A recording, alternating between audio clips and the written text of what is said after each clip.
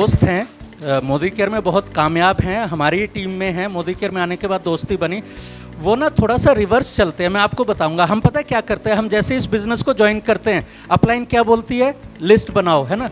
List बनाते हैं हम क्या करते हैं, फ़ोन में 300 नंबर हैं पर डायरी में 70 नंबर लिखते हैं। 230 को पहले ही सोच लेते हैं ये नहीं करेगा, ये तो बहुत पैसे वाला है, या ये तो गरीब है, इतने महंगे प्रोडक्ट कहाँ से लेगा। और 70 लोगों में पहले 5 नाम कौन से होते हैं जो सबसे खास होते हैं, जिन पे हमें पूरा भरोसा होता है। ये मेरे जीजा जी, ये मेरे साले, ये मेरा कुलीग, ये मेरा रिश्तेदार। और जब हम पहले 3 लोगों के पास जाते हैं ना, रिश्तेदारों के पास, तो मेरे जीजा जी भी और मेरे साले साहब भी दोनों मेरे को ज्ञान दे देते, भाई ये सब बेकार की बातें, इन चक्करों में मत पड़। और 4 लोगों ने मना क्या किया, हम तो बाकी 66 लोगों के पास जाते भी नहीं हैं। पर वो जो मेरे दोस्त है वो रिवर्स साइकोलॉजी पे चलते हैं। वो क्या करते हैं, वो जब लिस्ट बनाते हैं तो पहले 10 नाम वो लिखते हैं जिनका उनको 100% पता है ये ज्वाइन नहीं करेगा, 100%। अब वो पहले व्यक्ति के पास गया और उसको बताने लगे, तो उस व्यक्ति ने सवाल किया, यार बात तो ठीक है पर तुम्हारे ना प्रोडक्ट बड़े महंगे हैं। अब उसको जवाब तो आता नहीं। वो शाम को गया अपलाइन के पास, कहता सर आज गया था एक बंदे के पास और उसने ऐसे ऐसे सवाल कर लिया, क्या जवाब दूं। तो अपलाइन ने उसको जवाब दिया, फील फेल्ट फाउंड, जैसा मैंने जवाब दिया था वहाँ पे। पर जो वो मेरा दोस्त है उसको दुख नहीं हुआ, क्योंकि उसे तो पहले ही पता था ये ज्वाइन नहीं करेगा। हमें दुख कहाँ होता है, जहाँ हमें उम्मीद होती है ज्वाइन करेगा और मना कर देता है। अब वो दूसरे दिन दूसरे व्यक्ति के पास गया जिसका उसको मालूम था कि तो बहुत पैसे वाला है, ज्वाइन नहीं करेगा। उसको भी जब बताया, वो कहता प्रोडक्ट बड़े महंगे हैं। अब इसका जवाब तो उसे आता था, सीख के आया था रात को अपलाइन से। पर कहता है यार कंपनियां भाग जाती हैं। अब उसका जवाब नहीं था उसके पास। वो फिर गया अपलाइन के पास, दुख नहीं हुआ, ज्वाइन नहीं किया उसने, क्योंकि उसे मालूम था ये ज्वाइन करेगा नहीं। अब अपने अपलाइन से पूछा, सर एक सवाल आया, कंपनियां भाग जाती हैं। तो अपलाइन ने उसको 6P के बारे में बता दिया, सारी चीज़ें बता दी। वो तीसरे व्यक्ति के पास गया, तीसरे व्यक्ति ने कहा प्रोडक्ट महंगे, उसने तुरंत जवाब दे दिया। कहता कंपनियां भाग जाती है, तुरंत जवाब दे दिया।